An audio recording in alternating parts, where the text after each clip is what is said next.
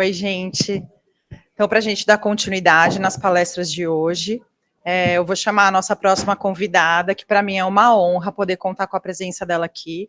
Alguns de nós aqui do HU, a gente está fazendo uma formação no KELCA, que é uma formação de boas práticas em cuidados paliativos, e dentro dessa formação envolveu uma visita a um local onde a gente pôde acompanhar atendimentos em cuidados paliativos, e foi quando alguns de nós da equipe pudemos conhecer essa convidada que, assim, nos inspirou. A gente, numa manhã, aprendeu muito mais do que pudemos imaginar.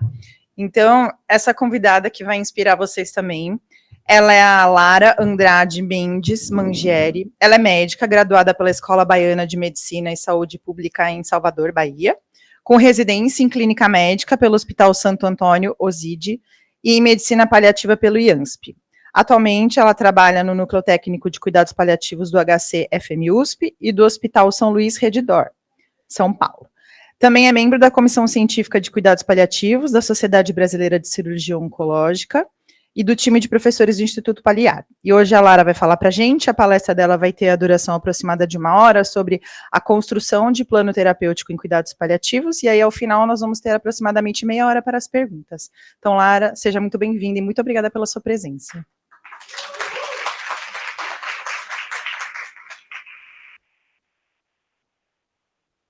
Boa tarde, gente. Boa tarde aos colegas que estão online também. Vou falar em pé para falar um pouco mais alto. É um prazer enorme estar aqui, agradeço muito a comissão organizadora, a doutora Carla, também por viabilizar isso, aos colegas que tive a oportunidade de conhecer lá no Instituto Perdizes. Para mim é um grande privilégio mesmo estar aqui. Eu estava contando que desde residente eu acompanho esse evento, então estar aqui hoje e poder contribuir um pouquinho é, de fato, muito enriquecedor para mim. Então vamos lá. Falar sobre esse tema, para mim, é algo muito inspirador, assim, de muito valor, né? Construção de plano terapêutico em cuidado paliativo é sempre algo multidisciplinar, mas também algo que nos traz um desafio constante de diferenciarmos o que é nosso, o que é do outro, o que é do paciente, o que é técnico, o que é biográfico. E isso, para mim, também é o que muito se define como boa prática de cuidados em saúde, né? Então, a gente vai passar um pouquinho por algumas variáveis que nos colocam mesmo sobre essas tomadas de decisão diária, e a minha expectativa é que a gente possa se aproximar dessas 3 questões. Afinal de contas, do que a gente está falando quando a gente fala sobre plano terapêutico em cuidado paliativo?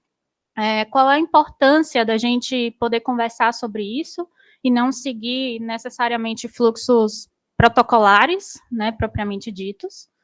E como, de fato, a gente faz isso, né? De que maneira, para onde que a gente olha, né? Por que essas decisões não são solitárias?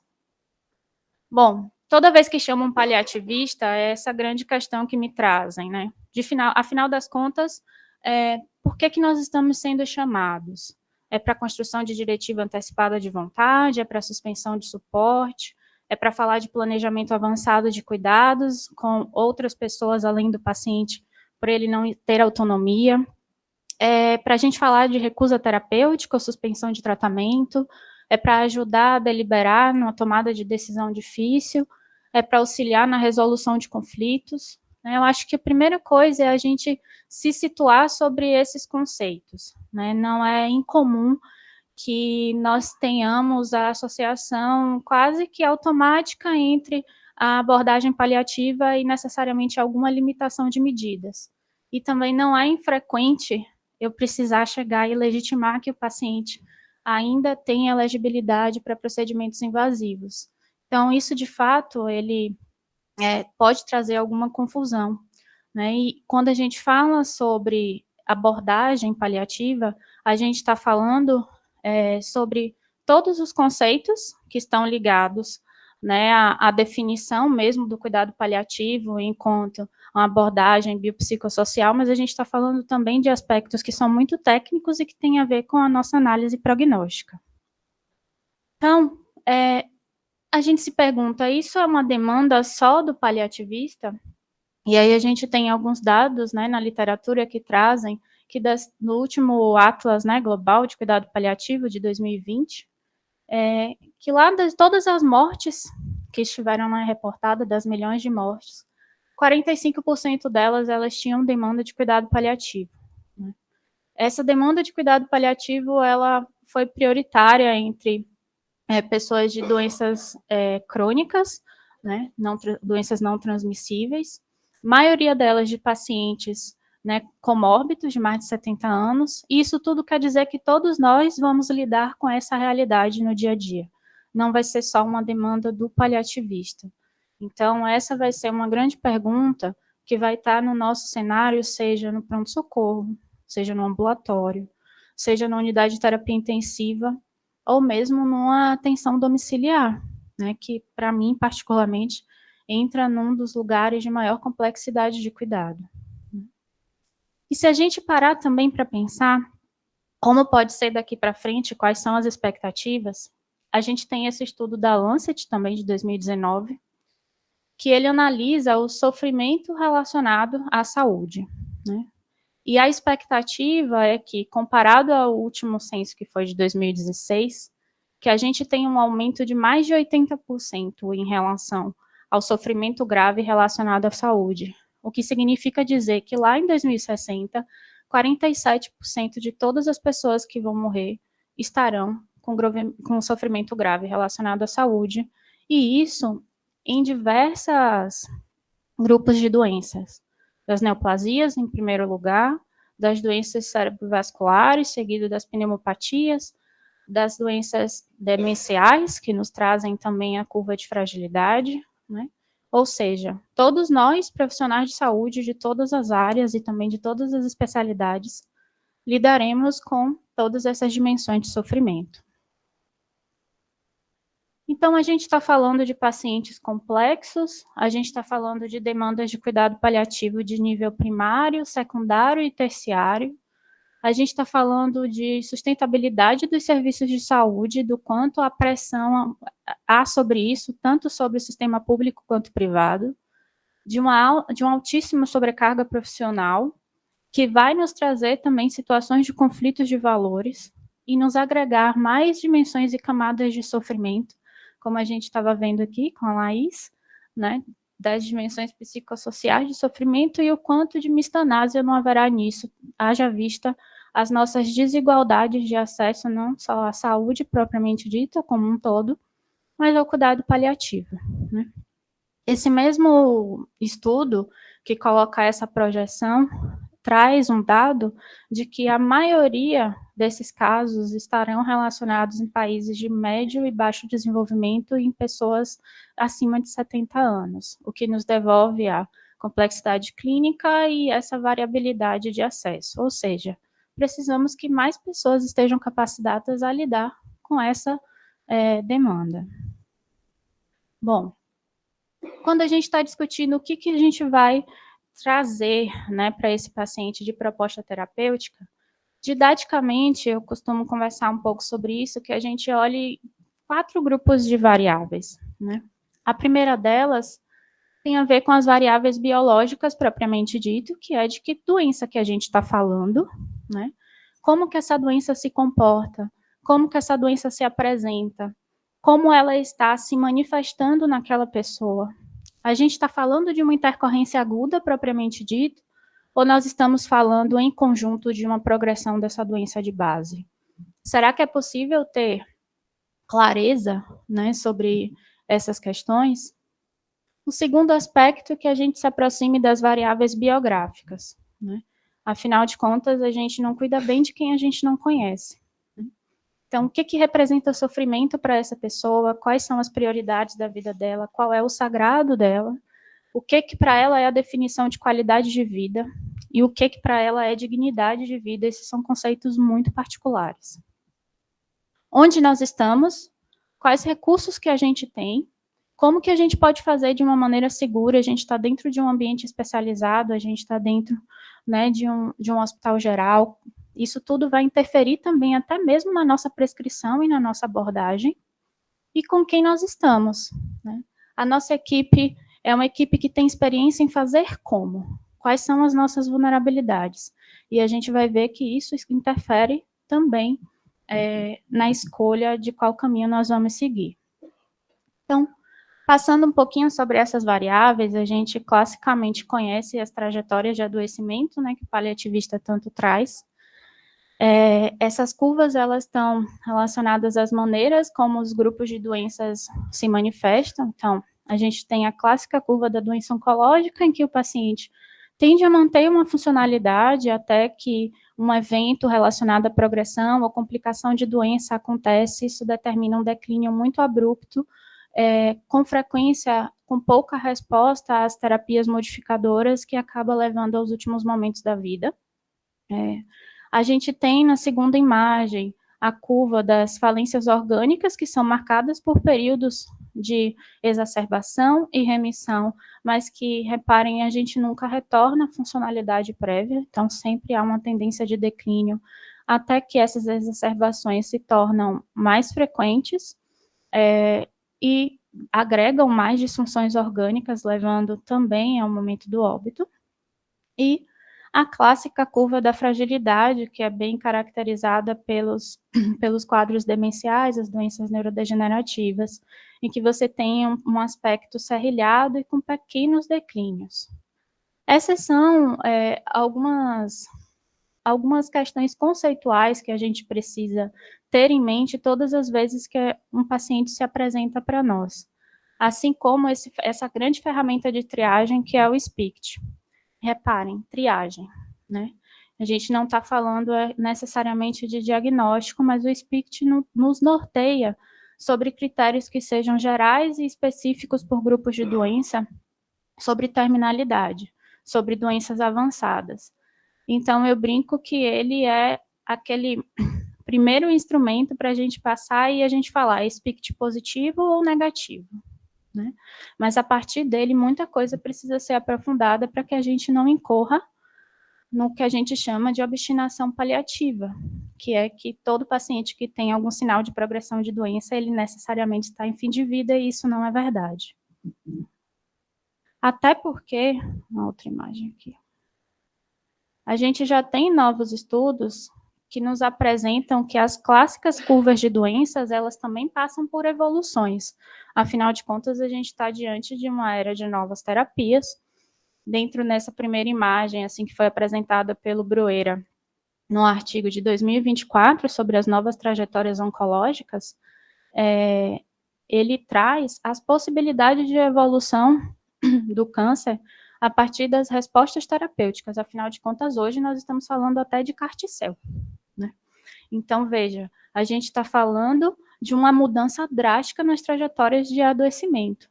A gente se situar sobre esses processos e como essa doença está se comportando, desde um declínio abrupto de uma doença avassaladora, como nunca deixou de ser os tumores, por exemplo, de vias biliares e pancreáticos, que a despeito, né, das várias cortes, ainda assim estão relacionados a um pouco ganho de sobrevida de pouquíssimos meses, às vezes até semanas.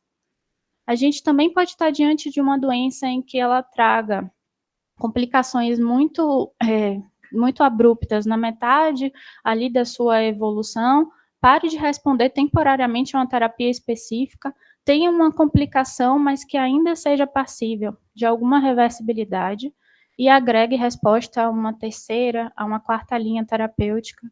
E um dos exemplos que a gente tem disso são dos cânceres coloretais. Os pacientes podem evoluir com uma suboclusão maligna, são operados, vão para uma nova linha de tratamento, conseguem ter uma sobrevida maior, até mesmo com um ganho parcial de funcionalidade, até que essa doença volta a progredir novamente. E a gente tem um curso das doenças que se tornaram doenças crônicas. E aí a gente tem vários artigos que mostram o papel da imunoterapia como grande favorecedora desse curso, principalmente em tumores de próstata, né, e tumores de mama também. Ali na segunda imagem, a gente vê também uma nova proposta de trajetória da doença cardíaca. Nesse artigo, que também foi de 2024, o Romanó, ele traz, a partir de cada um daqueles steps, as possibilidades de evolução, conforme a resposta a uma determinada intervenção. Então, a gente tem um paciente que, com a otimização da terapia modificadora, ele estaciona no declínio que ele estava, ou até ganha um pouco mais de funcionalidade, e tende a manter esse platô por um certo tempo. A gente tem um paciente que responde a um CDI, e que a partir dali também consegue se manter estável em termos de doença por um bom tempo, mantendo sua própria funcionalidade. Aquela pausa ali representa também aqueles pacientes que podem ter uma mudança súbita da sua trajetória, com morte súbita, né, propriamente dito. Não deixa de ser um risco. Até que a gente chega no final da curva ali, aqueles pacientes que já com baixa funcionalidade, muita manifestação de doença, sim, em fase final de vida, mas é que ainda podem ser elegíveis para transplante ou dispositivo de assistência ventricular, e que isso também pode mudar essa trajetória de adoecimento.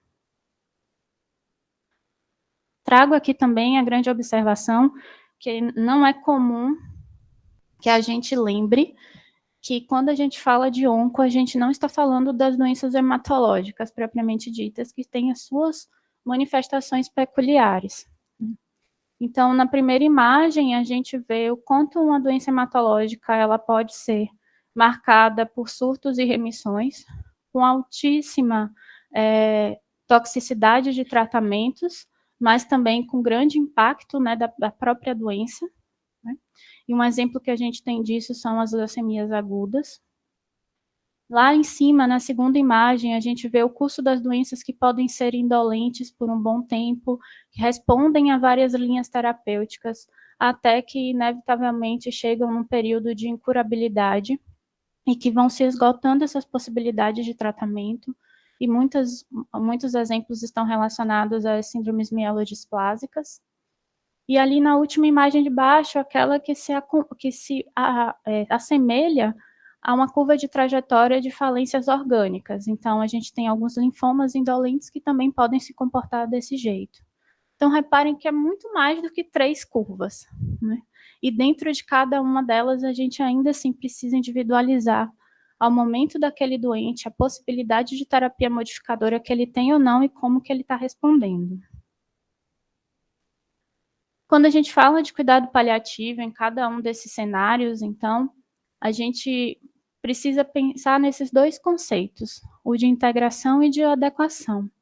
A primeira imagem, tão clássica, uma das maneiras que eu gosto de vê-la é da presença concomitante do tratamento modificador com a abordagem paliativa, e como essa necessidade ela é variável, e como ambos podem coexistir.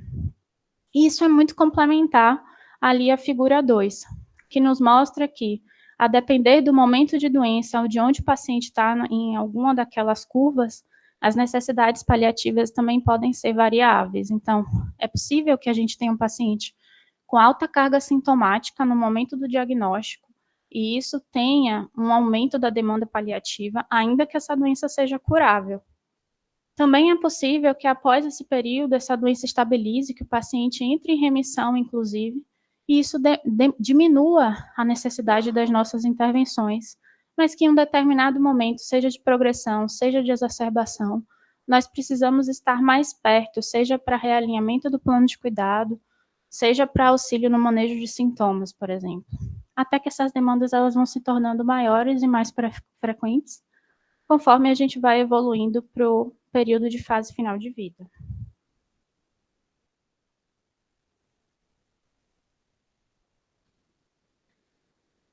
Tudo isso tem que estar atrelado, como eu falei, ao que a gente chama de melhor acurácia prognóstica possível.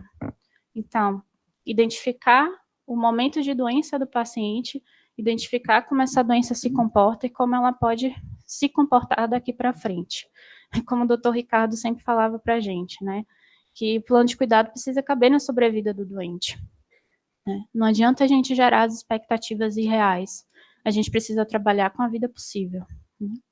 E aí, eu trouxe aqui alguns exemplos, mas são vários, e em cada caso a gente busca mesmo na literatura ferramentas que possam nos auxiliar sobre essa visão geral prognóstica, tanto do que pode ser uma variável de progressão de doença, quanto no que possa nos auxiliar, muito menos a falar sobre tempo e muito mais a falar sobre períodos e oportunidades de otimização terapêutica.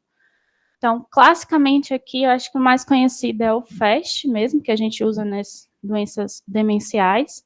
Quanto mais elevado o FAST, maior a acurácia dele de predição de tempo, mais para meses, né?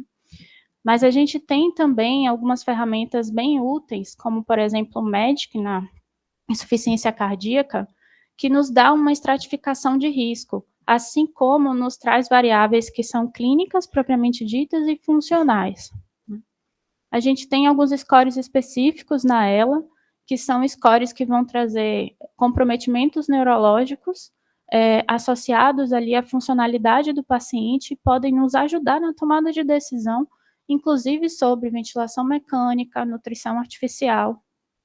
E a gente tem algumas outras ferramentas que são muito bem conhecidas e muito validadas na literatura quando a gente está falando das doenças oncológicas. A principal, assim, delas, a das principais, que é o PAP-score, eu particularmente acho bem interessante a união dos aspectos que ele traz clínicos com escalas de funcionalidade do julgamento do profissional, né? Então, ele traz uma predição prognóstica de acurácia de maior, quando a gente está falando de quanto mais alto o score, menor o tempo de sobrevida, né? E, principalmente, ele nos traz uma visão que pode vir associada ao que a gente muito usa, que é o PPS. Lembrando também que o PPS ele é mais acurado quanto mais baixo ele for. Então, o PPS ali abaixo de 50% é que ele começa a ter uma predição de semanas a poucas semanas até dias de sobrevida, é onde a gente está falando da maior acurácia, né? Além disso, a gente tem um PPI também, é um score que foi muito bem validado, principalmente, não todas para as doenças oncológicas, mas principalmente para os tumores de trato gastrointestinal. E a gente tem algumas ferramentas que também são interessantes, como aquela PNI, que traz alguns marcadores laboratoriais, que nos ajudam até mesmo na avaliação pré-operatória do paciente. Bom, do segundo aspecto, do aspecto biográfico, né? Então, o que é prioritário para aquele paciente, né? E aí o Diego Graça, ele traz uma frase bem interessante, que é falar sobre o problema moral, que surge pela necessidade de termos que eleger individual e coletivamente os distintos cursos de ação possíveis. Por que eu trouxe isso? Porque não é incomum que quando a gente fale de biografia, a gente possa incorrer no risco de transposição de nossos valores, né? Então, a gente precisa se aprofundar sobre o que é o entendimento do outro, como eu disse, do seu processo de saúde e doença. Eu trouxe aqui como exemplo esse estudo do JAMA, em que ele comparou fatores que eram considerados importantes no fim da vida, entre os pacientes, entre os familiares, entre os médicos e os outros cuidadores. E aí, o que ele viu? Que eu destaquei algumas coisas que são bem interessantes. Tempo de vida, falar sobre tempo de vida foi uma coisa muito controversa. E às vezes a gente tem uma autocobrança interna de achar que o paciente precisa saber necessariamente quanto tempo de vida ele tem. Segunda coisa é qual era a importância para essas pessoas sobre o uso de todas as terapias possíveis. E a gente viu que sim, os pacientes davam mais importância para isso do que a própria equipe. Mas um dado que particularmente me chamou muito a atenção foi o fato de que pacientes que se declaravam não brancos, aqueles que tinham de menor renda, deram ainda mais importância sobre terem certeza de que todas as terapias modificadoras estavam sendo feitas. E isso, para mim, entrou muito no conceito daquele sofrimento mistanásico. A essas pessoas já é tão negados tantos direitos e estamos num cenário de tantas vulnerabilidades que é preciso retirar esse fantasma de que também tratamentos não lhe estejam sendo negados. Um outro aspecto também interessante foi sobre a lita como religiosidade, mas espiritualidade de uma forma geral. Foi a variável que esteve mais associada sobre a necessidade das pessoas de falarem sobre efetivamente tempo e local de morte, escolhas relacionadas a isso. E uma coisa que a gente não pode transportar para a nossa realidade brasileira e que frequentemente é colocado sobre ser bom morrer em casa. Em que casa? Então, esse aspecto foi muito mais valorizado pela equipe do que pelos próprios pacientes. E nós não estamos falando de uma população brasileira, né? Ali naquela tabela, ele coloca os aspectos que os pacientes valorizaram em mais de 70% e que não foram reconhecidos pelos médicos. Todas aquelas variáveis, elas falam da importância da abordagem do sofrimento psicossocial, que não havia sido reconhecida. Estar em paz com Deus, estar mentalmente bem, não ser um problema para a família, ser capaz de ajudar outras pessoas, rezar, ter os planejamentos, participar desse planejamento de rituais funerários, e sentir-se com um senso, né, de autorrealização, né? Isso nos mostra também o quanto é importante que a gente consiga trabalhar de maneira multidisciplinar para que a gente possa, de fato, prestar um cuidado adequado. Ainda falando sobre isso, como que eu vou identificar que tipo de conversa eu vou ter com esse paciente, como eu vou me aproximar da linguagem dele? Esse estudo, que foi também feito pelo Bruera e colaboradores, mostra algumas preferências da tomada de decisão dos pacientes com doença oncológica avançada. E aí, eles fizeram um survey entre vários países, totalizaram ali um pool de quase 1.500 pacientes, em 11 regiões do mundo, e observaram os modelos de tomada de decisão que eram preferíveis por essas pessoas. E viu-se que mais da metade deles, né, optavam por uma decisão compartilhada ou um modelo ativo. Ou seja, uma minoria tinha uma preferência, ali 23%, do que eles chamavam de modelo de decisão passiva, que é o modelo mais paternalista mesmo, né? O modelo de decisão compartilhada, eles se referiam muito ao modelo mutualista, né, em que houvesse uma coparticipação entre o profissional de saúde, né, os familiares e o paciente propriamente dito, e o modelo de decisão ativa, que é mais típico, inclusive, nos Estados Unidos, com todo o processo de judicialização de saúde e valorização de uma autonomia como valor prioritário, é aquele modelo em que realmente, na maioria das vezes, é delegado ao paciente essa tomada de decisão, né? E ainda que nós tenhamos, né, várias críticas ao modelo estadunidense, a maior taxa de concordância foi lá, e nós tivemos a pior, ou seja, nós não estamos sabendo reconhecer a demanda dos nossos pacientes em relação a como incluí-los no modelo de processo de tomada de decisão. Onde e com quem estamos, né? Eu estava falando sobre realmente esse reconhecimento do local de morrer, como morrer em casa, é um indicador, às vezes, na literatura, hóspice e óbito domiciliar como variáveis de bom cuidado, né? E como a gente precisa contextualizar. Então, esse artigo também do Bruera, recente, agora de 2025, eles fizeram uma avaliação do impacto do Melhor em Casa, em uma cidade mineira, e conseguiram avaliar, né, quais foram ali os desfechos, os principais perfis de pacientes, e eles pegaram só os pacientes oncológicos. Então, de uma amostra de mais ou menos 470 pacientes, todos eles ali em estadio 3 e 4, mas mais de 50% em estadio clínico 4, pacientes com doença metastática, viu-se uma alta prevalência de 3 principais sintomas: dor em 94%, né, deles, dispneia 77% e sonolência / fadiga em quase 70%, e ainda assim 99,4% dessas pessoas faleceram em casa, com a baixíssima taxa de idas ao pronto-socorro. Nesses pacientes, a maioria deles eram de tumores de trato gastrointestinal, pulmão e câncer de cabeça e pescoço. Isso me chamou muito a atenção pela alta carga sintomática, né? A maioria desses pacientes também eram idosos, ou seja, comórbidos, mas você tinha uma equipe especializada e muito bem estruturada no território. Eu me pergunto, quantos de nós, de fato, temos acesso a isso, né?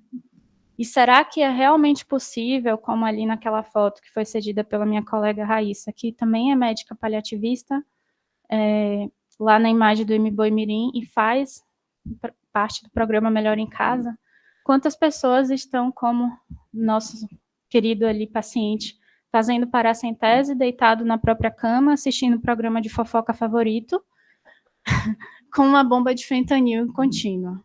Um detalhe.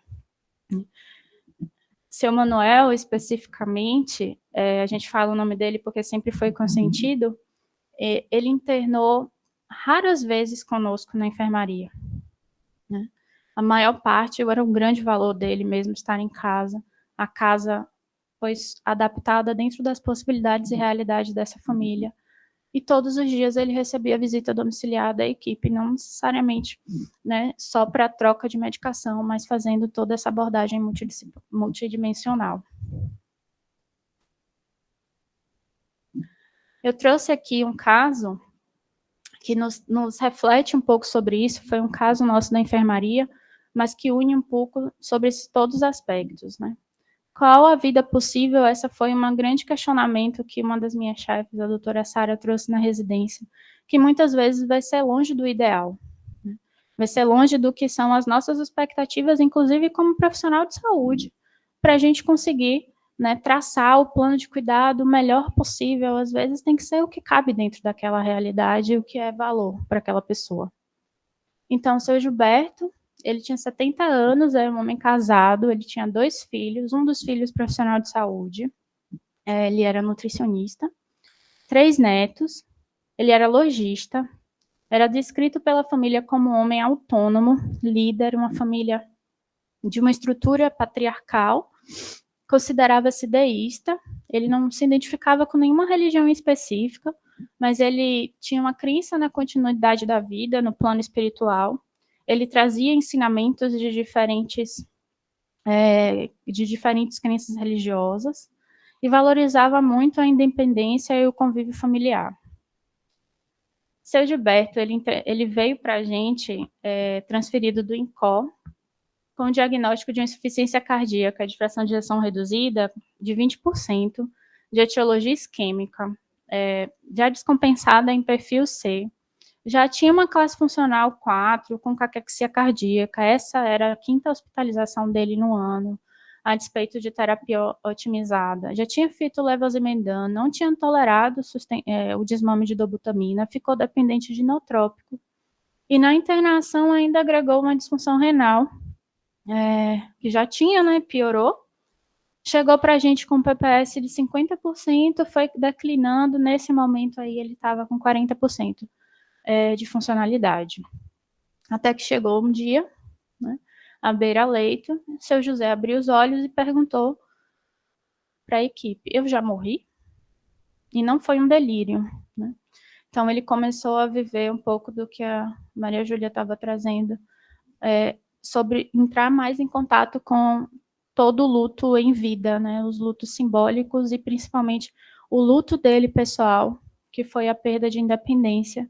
Essa pergunta ela veio motivada depois dele não mais conseguir sentar-se para se barbear. Nesse mesmo dia, seu Gilberto não deixou mais instalar a dobutamina. Ele se tornou-se irredutível, a equipe de enfermagem nos chamou, estávamos todos muito preocupados, ele estava com uma dose de dobutamina inotrópica ainda, junto com uma bomba de morfina em dose baixa, estava com sintomas controlados, mas naquele momento, para ele, parecia que nenhuma terapia mais fazia nenhum tipo de sentido. E um dos filhos, esse que era profissional de saúde, entrou num grande sofrimento com uma sensação de que não instalar a dobutamina seria uma antecipação da morte, seria uma eutanásia. Como que a gente resolve esse conflito? Equipe, família, paciente, né? Então, uma das coisas que a gente usou de ferramenta, que tem a ver com tudo isso que a gente está falando, desse artigo que traz o Daniel Forte, em relação à estruturação desse processo de tomada de decisão. Então, ele coloca em 4 etapas. A primeira, a ética da acurácia, que fala justamente sobre essa variável biológica, o diagnóstico de fase de doença, com qual é a doença que nós estamos lidando, quais são os cenários possíveis para essa doença se comportar, para que a gente alie, a um segundo momento, a ética da compreensão do paciente, os seus aspectos biográficos, as dimensões do sofrimento, adequando a comunicação a isso. A partir de então, definindo de uma maneira multidisciplinar o que pode ser considerado um tratamento fútil ou aquele potencialmente inapropriado, para que a gente, em si, trace objetivos de cuidado. E, aliás, quando a gente fala em objetivo de cuidado, a gente está falando de um valor norteador das nossas intervenções, né, para que a gente, de fato, tenha metas terapêuticas, um plano estruturado para que a gente possa atingir esse valor. Então, muitas vezes, esse valor inclui respeito ao tempo natural da doença, minimizando o sofrimento, tentativa de ganho de tempo de sobrevida associado à melhor preservação de funcionalidade possível. E, especificamente no caso do seu Gilberto, o que a gente realmente viu é que, sim, ele tinha todos os critérios de fase final de vida, com intolerância terapêutica e com refratariedade já, ele progredia a doença, progredia sintomas a despeito da própria dobutamina, já não tolerava vasodilatador, perdia a resposta diurética e agregava novas disfunções orgânicas. A gente entendeu, se aproximou um pouco mais do sofrimento social, psíquico, além do físico, trabalhando esse corpo espiritual que ele tinha, que era um recurso de enfrentamento positivo, e identificamos que sim, para ele, o valor de cuidado e de vida nesse momento era de ortotonásia. Era respeito ao tempo natural da vida, propriamente dito, né?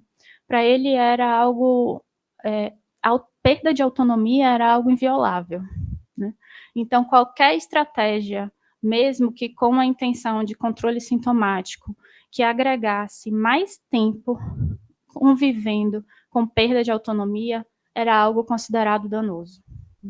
E foi aí que a gente entendeu que a continuidade do inotrópico não mais caberia e que a gente poderia, sim, cuidar dos sintomas e paliar esses sintomas utilizando-se de outras estratégias. Entendemos que o objetivo era, portanto, respeitando esse tempo natural com alívio do sofrimento, traçamos algumas estratégias de conservação de energia para que ele, dentro das possibilidades, pudesse exercer o que ainda era autonomia e independência, que, aliás, são conceitos diferentes. Otimizamos do ponto de vista farmacológico o opioide, deliberamos com ele sobre sedação paliativa, se fosse necessário. Convocamos assistência espiritual e o que para ele também foi uma grande manifestação dessa autonomia, que foi organizar todas as pendências sociais. Para ele, isso era uma maneira de exercício de legado, que era organizar com a família quem ficaria com a loja, quem era responsável por tal coisa, né? E isso fez parte mesmo da validação dele de toda a trajetória de vida. E chegou numa das últimas conversas, seu Gilberto me falou com um humor que lhe era peculiar, que sentia que estava sozinho numa estação, o próximo trem que viesse já seria o dele, mas que ele só esperava que não fosse para o inferno.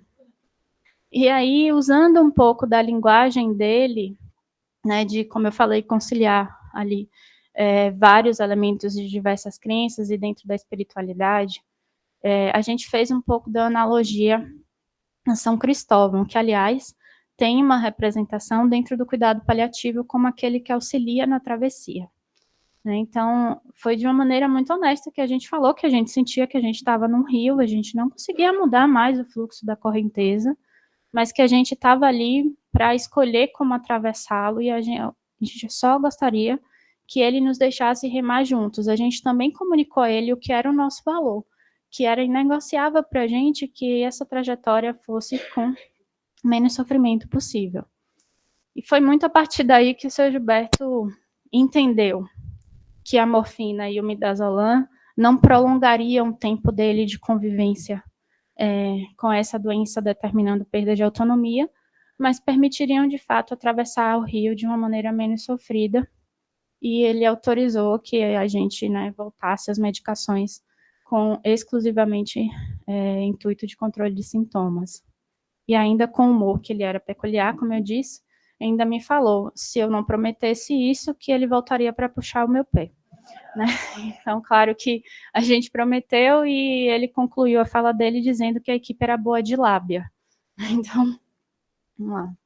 Então, gente, essa foi um pouco aí da nossa experiência que queria compartilhar, acho que a experiência do seu Gilberto me lembrou muito essa frase da Cicely Saunders, que quando o tempo se estreita, a intensidade se expande e a vida inteira ela cabe num gesto.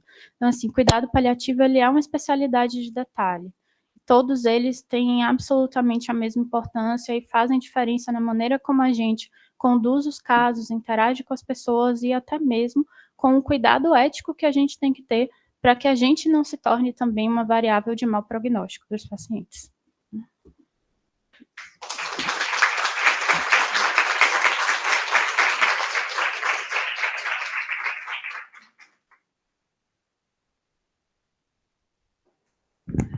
Lara, muito obrigada pela sua palestra, foi incrível, como eu já havia previsto. Vou pedir para você agora, para você se dirigir à mesa. Vou pedir o auxílio das minhas colegas Bel e Carol, que vão conduzir aí a parte das perguntas que estão sendo feitas pelo QR Code. Então, a gente tem um tempo aí bem legal para que a gente possa explorar perguntas, tirar dúvidas, fazer comentários para a Lara. Então, quem não mandou sua pergunta ainda, mande pelo nosso QR Code, que acho que as colegas, a Dumara também, se puder colocar de novo o QR Code lá no chat, para as pessoas poderem perguntar. Não sei se já temos perguntas. Alguém aqui da sala tem alguma pergunta, gente? Algum comentário? Obrigada, Laura, pela aula. Eu já tinha te conhecido lá nessa visita e realmente se chamou muita atenção da gente. Te veio falando de você no caminho. E agora a gente conheceu o Afonso, agora estamos maravilhados com o Afonso também. A minha dúvida é o seguinte, como você falou desses gráficos, dessas mudanças, né? E o que eu sinto muito na prática é a dificuldade de perceber o momento, de mudar o momento, sabe? De Sim. Vamos sentar e conversar de novo, porque a gente não está na mesma, e essa divergência de tempo, assim, é muito precioso para o paciente. Quando a gente foi ver, já perdemos o time, e aí deixamos de fazer várias coisas que poderiam ser feitas. Queria que você pudesse falar um pouquinho mais sobre isso. Obrigada pela pergunta, porque também é um grande desafio identificar esse ictus. Tem uns estudos bem interessantes na literatura também, que falam sobre essa acurácia prognóstica, né? E eles comparam residentes do primeiro ano, do segundo ano, médicos de enfermagem com staff. E aí eles identificam que a primeira coisa, médicos e enfermeiros, eles têm a mesma acurácia, e obviamente, essa curva de aprendizado ela é crescente. Recentemente, eu conversei com os residentes um pouquinho sobre aquele livro Rápido e Devagar, Duas Formas de Pensar. E por que eu estou trazendo isso? Porque eu acho que nos ajuda um pouco a gente identificar os nossos próprios vieses, como eu falei, a gente sair do risco da obstinação paliativa versus a obstinação terapêutica. Então, acho que quanto mais apurado a gente for identificar a trajetória de doença, a cronologia dessa doença, né, e entender ali, a partir daquele momento, o quanto de repercussão funcional está trazendo para aquele doente, o quanto se existem critérios de intratabilidade, por exemplo. Né? Não é que a pessoa se tornou refratária, mas ela já não consegue, a gente já não consegue otimizar porque tem uma outra disfunção orgânica que não permite aquilo. Né? Então, esses ictus, mas principalmente a perda de funcionalidade, eu acho que é sempre um grande marcador, né, para a gente sentar e rever, realmente, né, para que rota que nós estamos caminhando. Né? A gente está tentando um ganho de sobrevida às custas de tudo, né, e o que na verdade precisa ser preservado. É como o Diego Graça fala também, o melhor é o caminho do meio, é aquele que foge dos extremos e que tenta preservar o maior número de valores, não são todos. Então, muitas vezes, não é que a gente tem uma hierarquia de um sobre outro, a gente tem o que para o outro é prioritário. Então, eu acho que a gente juntar esse momento de doença em que a gente traz tanta mudança sobre funcionalidade, qualidade de vida daquela pessoa, mas critérios que sejam objetivos mesmo, né? Como eu falei, utilizar as escalas, ou o entendimento do biológico de como ali está se comportando, para a gente entender, é um marcador de progressão propriamente dito, né? Mas aquilo que para aquele paciente possa estar sendo violado, acho que é o momento da gente sentar de novo juntos e replanejarmos, recalcularmos a rota.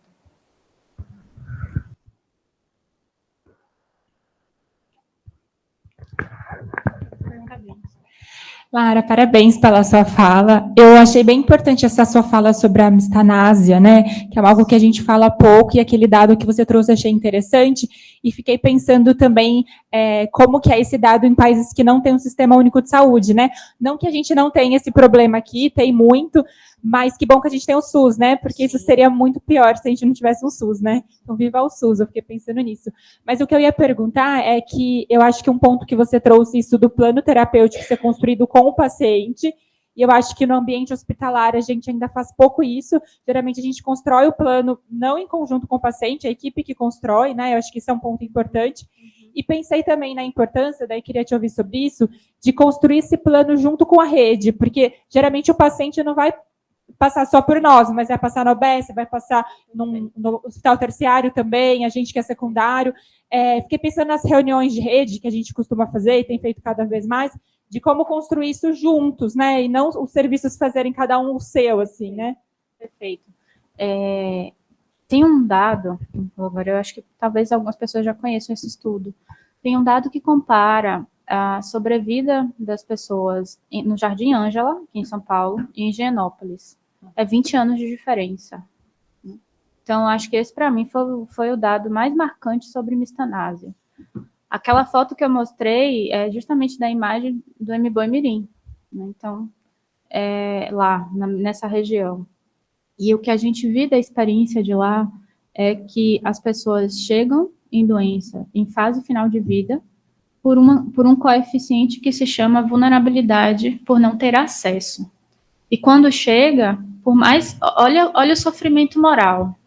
Por mais que a gente entre naquele processo, né, de, nossa, essa pessoa foi negado, tantas coisas, a doença progrediu, e agora quem somos nós para limitar terapêuticas? Ao mesmo tempo, não é justo, ou não é ético, melhor dizendo, que a gente tente contrapor a mistanásia com a distanásia.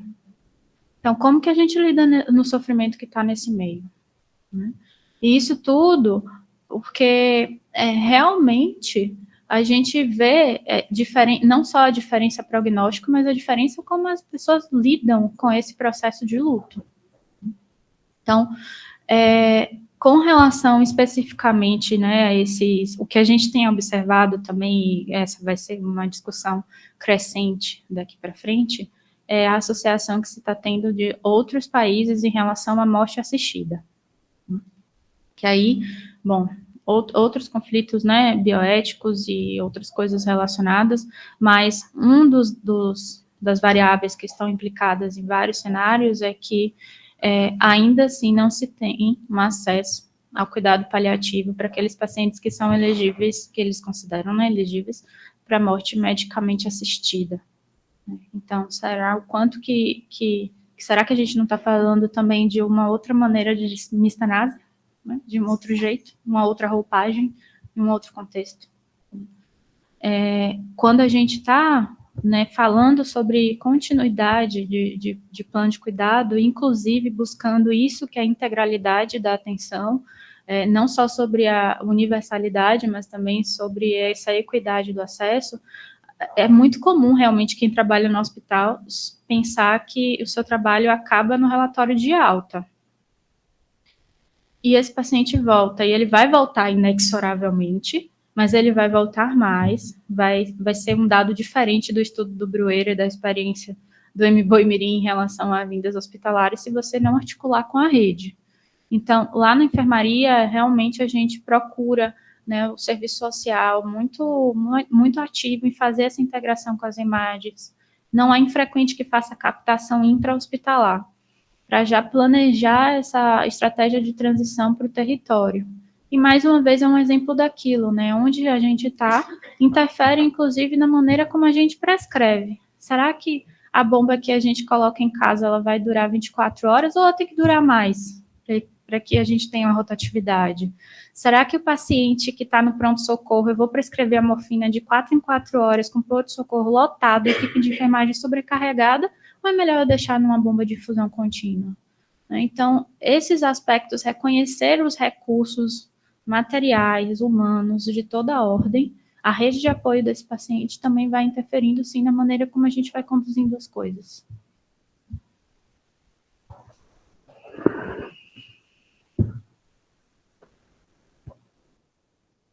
Alguém mais da plateia, gente, quer fazer alguma pergunta, algum comentário?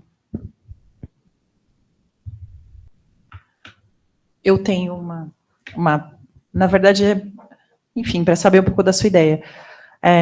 A gente tem aqui, né, um ambulatório de cuidados paliativos, que a gente, como disse bem a Dumara, no primeiro dia, a gente está no ano da estrutura, né?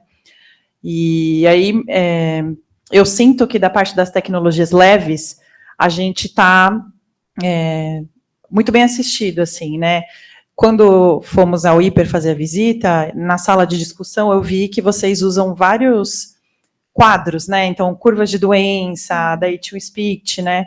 E a impressão que eu tenho é que muitas das nossas decisões aqui, elas são muito bem intencionadas, mas muito empíricas e pouco científicas. Então, pensando nessa questão de como você, né, pensando nas pessoas que estão aqui, que estão participando de serviços de saúde, de cuidados paliativos, como que a gente poderia, que tipo de parâmetros que a gente poderia considerar, ou que você poderia falar, Ana, olha, se vocês considerarem isso, levem isso como parâmetro para vocês poderem começar a organizar melhor a parte científica das tomadas de decisões de vocês. O que você nos orienta, assim, a gente a utilizar? Eu acho que essa coisa da curva da trajetória das doenças, para mim, foi muito ilustrativa, mas se você tiver outras dicas, assim, até para poder ajudar a estruturar mesmo o nosso grupo aqui, que eu acho que falta um pouco, né, a gente, enquanto você estava palestrando, além da gente ficar te elogiando, né, compulsivamente no nosso grupo, eu e outros membros, a gente falou, a gente precisa estudar, né, a gente precisa estudar. Eu acho que tem um pouco a ver com isso, assim, essa minha pergunta, sabe, de como tornar mais científico o nosso trabalho e talvez um pouco menos empírico. Sim. Nossa, Ana, isso é uma coisa que, para mim, eu não tenho medo de falar, assim, falo para os residentes mesmo, eu preciso sentar e estudar, eu estou lidando com uma doença rara, eu não sei como é que essa doença se comporta, eu não tenho como tomar nenhuma decisão, eu não tenho como colocar a ética da compreensão antes da acurácia, porque eu preciso ter um respaldo técnico para, de fato, não também ser aquela pessoa que vai delegar a tomada de decisão para o paciente ou para a família, né?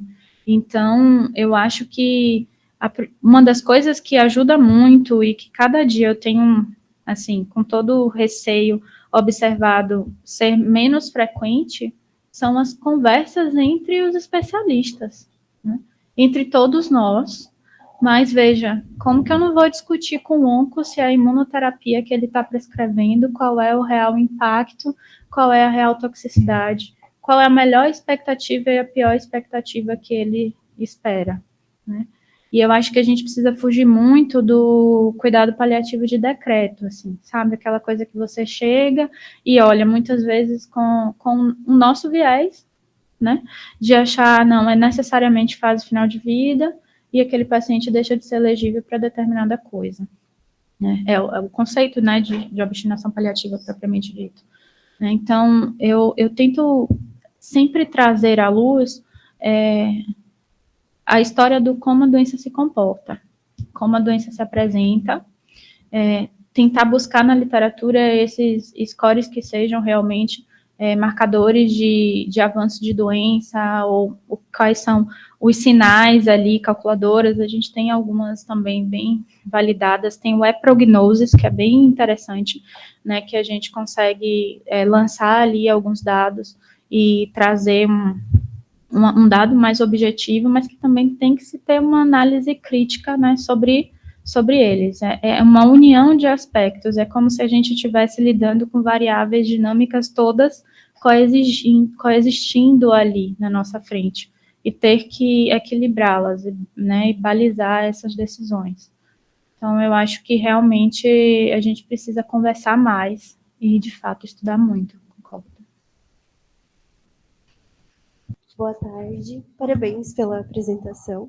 Eu sou físio, eu trabalho no Central, na UTI com o Daniel, excelente. E frequentemente a gente encaminha os pacientes do Central para Perdizes, né? E uma curiosidade é como vocês fazem o manejo, a gente vivencia isso muito na UTI, principalmente pela fase crítica, né? Pensando em extubação paliativa, enfim.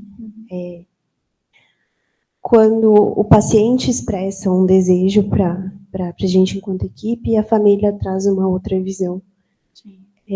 Pensando no cuidado com a unidade, né, equipe, paciente e família também, como que a gente faz isso. E a QPEC no estado hoje está os pacientes que precisam ir de alta com o uso de BIPAP, por exemplo, e como que está esse fluxo? Obrigada. Duas perguntas difíceis, né? Eu vou começar de trás para frente. A segunda, eu não sei te dizer dados, assim, numéricos, né? Mas a gente sabe que é uma realidade difícil, a gente conta muito com as imagens, e aí a gente observa a diferença regional muito grande. Então, a gente tem imagem que já consegue, inclusive, viabilizar até ter a liberação mesmo, né, oficial, elas têm aparelho próprio, conseguem manter o paciente por um bom tempo, e até que todo o trâmite seja resolvido, mas, de fato, é uma dificuldade muito grande, assim, né, para a gente. E isso, assim, impacta muito, de novo, para que a gente não deixe de ofertar terapias, como, por exemplo, terapias que são com claro ganho de sobrevida, né, em alguns pacientes, por conta das questões burocráticas da rede, mas do quanto que a gente também não pode, isso para a gente se traduz numa coisa, assim, eu não posso retardar uma conversa de deliberação como essa, para que com o paciente a gente já indique, por exemplo, o BIPAP já converse sobre isso, quando o paciente já está praticamente evoluindo para a insuficiência respiratória. Né? Então, o que já precisa ser precoce, eu já troco a palavra precoce por oportuno antes, por conta dos trâmites que são difíceis, né? Então, esse também é um aspecto importante, mais um que muda a nossa conduta no dia a dia, né? E com relação às que são conflitos, né, de valores, assim, conflitos de valores nessa perspectiva do Diego Graça, ele fala que são oposições a coisas que são muito importantes. Então, a gente não pode deixar de validar isso. Eu acho que isso aconteceu, assim, de uma maneira discreta, não virou um grande embate, mas em termos de ideias, foi um conflito de ideias, né? No caso que eu apresentei. A um primeiro momento, o filho trouxe esse questionamento, né? Se não seria a eutanásia, essa antecipação. Então, acho que tudo parte muito, né, dali da escutativa, de entender, de validar, né, quais eram os receios, quais eram os medos, qual era a preocupação dessa pessoa com relação àquilo, qual era o entendimento dela, né, o que ela estava tentando buscar, trazendo aquela ideia específica, no caso dele, de manutenção da dobutamina.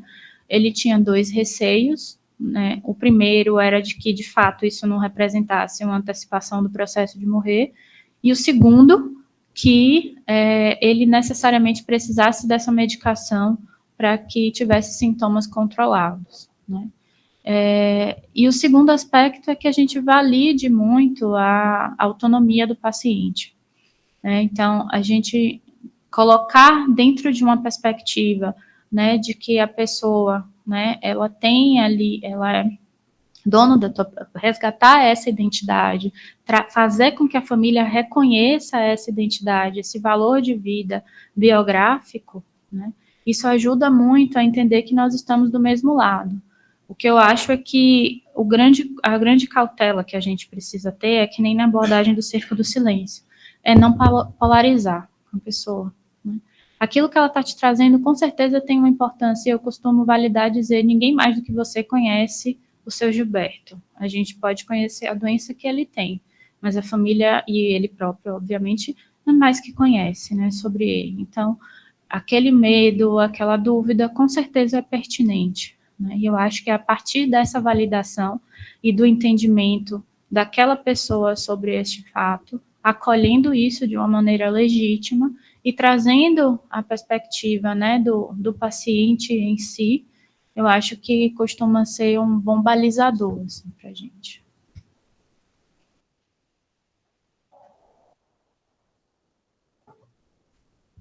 Lara, em primeiro lugar, parabéns pela excelente apresentação. Nossa, conseguiu superar as expectativas. Todo mundo estava com uma grande expectativa. Queria perguntar para você um pouquinho sobre instrumentos de plano terapêutico. A gente está numa fase aqui no HU do prontuário eletrônico que está sendo implantado. A gente está 1 ano, mais ou menos, de implantação. É um prontuário próprio, chama Pronte HU. E a gente tem hoje, ainda no papel, um termo de inclusão em cuidados paliativos que é algo muito simples, mas que é algo que é importante para algumas delimitações, principalmente quando a gente faz uma reunião familiar, define algumas coisas, se o paciente vai para a enfermaria, né? Só que a gente precisa evoluir, com certeza, nesse instrumento. E eu queria que você falasse um pouquinho, assim, de modelos, se vocês têm lá no Perdizes, ou se o que você conhece sobre isso. Eu já tive uma experiência em outro serviço que a gente tinha era um formulário mesmo, né, que chamava Carta Rosa. E nesse formulário continha-se, né, ali o que era esse plano avançado de cuidado. Era rosa mesmo. O nome era Carta Rosa mesmo, inclusive.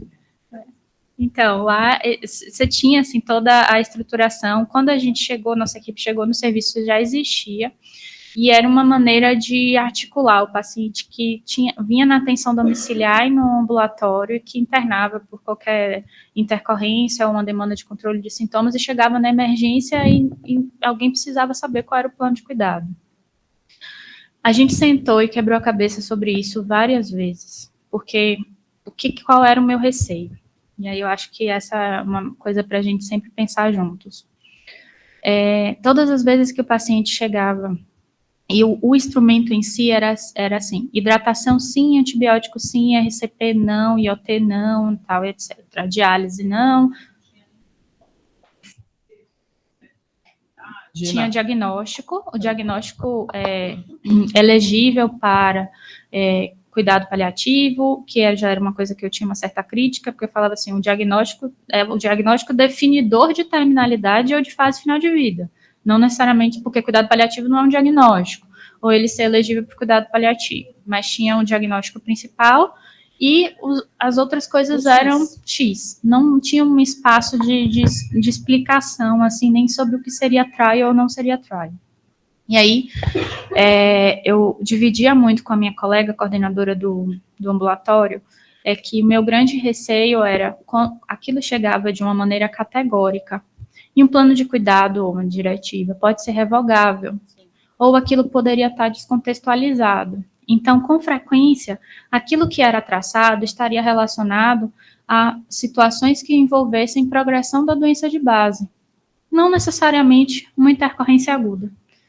E todas as vezes, já aconteceu algumas vezes da gente ser chamado e a gente começou a fazer uma ponte muito, muito legal, assim, com o pronto-socorro, e a gente conseguir diferenciar sobre isso, e às vezes o plano de cuidado que cabia ali naquele momento, o trial, não necessariamente correspondia ao que estava previamente ali na Carta Rosa.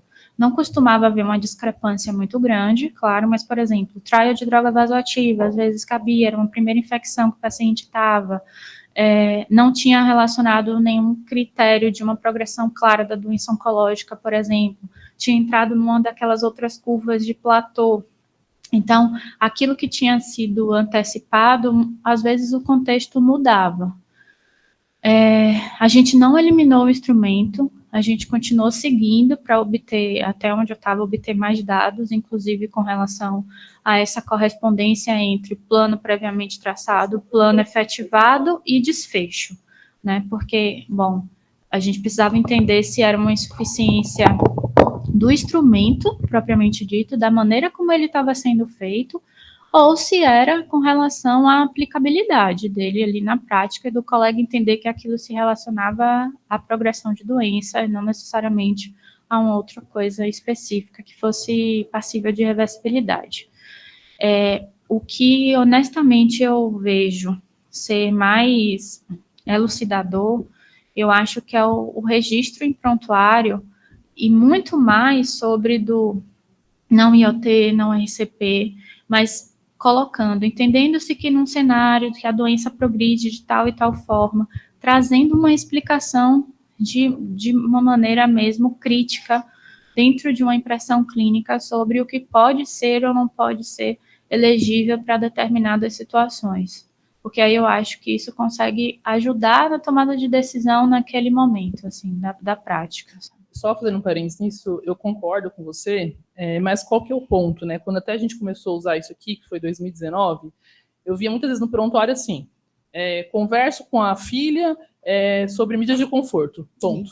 Então, assim, isso é uma coisa que a gente corre de risco, porque a gente é um hospital universitário, a gente tem interno, R1, R2, então quando veio a ideia do instrumento, eu falei, gente, peraí, isso aqui tá bizarro, pelo menos o instrumento tem quem é o filho, qual que é o grau de parentesco, o paciente tem uma diretiva ou não. Eu entendo que ele não é perfeito, eu acho que não vai existir um perfeito, mas a minha preocupação aqui, ainda mais porque eu não tenho, na época eu nem tinha, eu era a única paliativista do hospital, né, e eu também fazia várias coisas, eu não fazia interconsulta.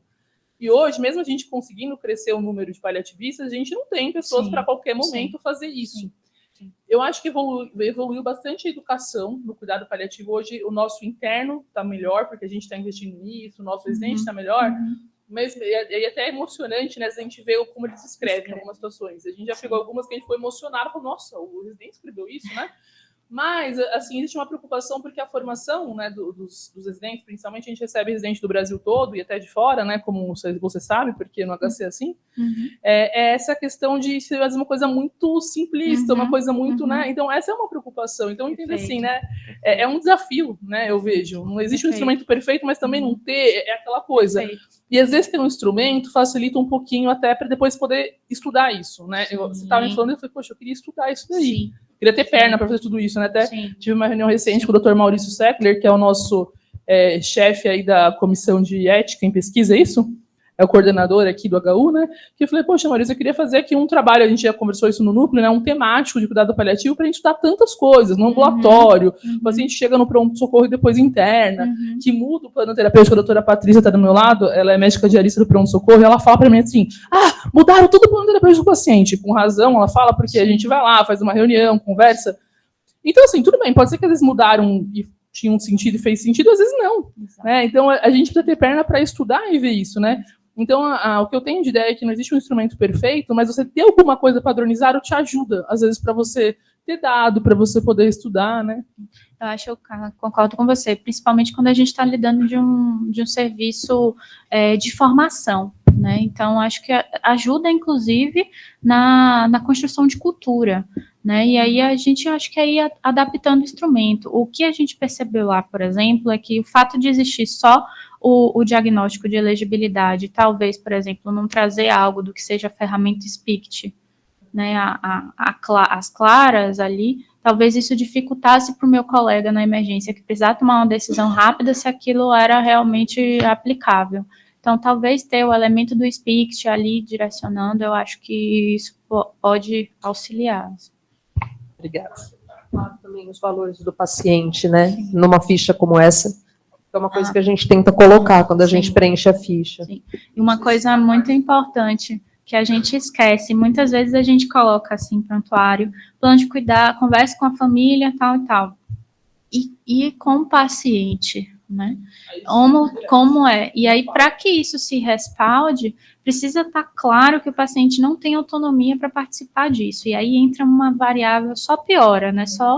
Só se torna ainda mais complexo, que é como que eu avalio a capacidade de tomada de decisão, né, para essa pessoa, né. Isso tem instrumento, tem uma carta que pode nos ajudar nisso, né, e eu acho que é um excelente instrumento, eu costumo citar, inclusive, porque às vezes o paciente que está lúcido, orientado, né, clinicamente, teoricamente capaz de tomar decisão, ele não tem autonomia plena, porque ele não acessa os cenários, ele não se permite acessar, ou ele é aquele paciente que delega mesmo, né, para outras pessoas. Ou não deixam, né? Ou as equipes de saúde não deixam de acessar também, exato, né? Exato. E isso precisa estar claro para que aquele plano de cuidado seja validado, construído com a outra pessoa. É perfeito o que você falou, concordo. No nosso instrumento tem duas perguntinhas, né? Uma se o paciente já tem uma diretiva antecipada, e a segunda é, o paciente lúcido, consciente, orientado, pode exercer sua autonomia? Tem essas duas perguntas, porque senão, né? Perfeito. Obrigada. Mais alguém deseja fazer alguma pergunta? Então, declaro encerrada essa mesa e queria agradecer novamente muito a Lara por toda a contribuição, por todo o conhecimento que ela passou hoje. Muito obrigada, Lara. Imagina, eu agradeço.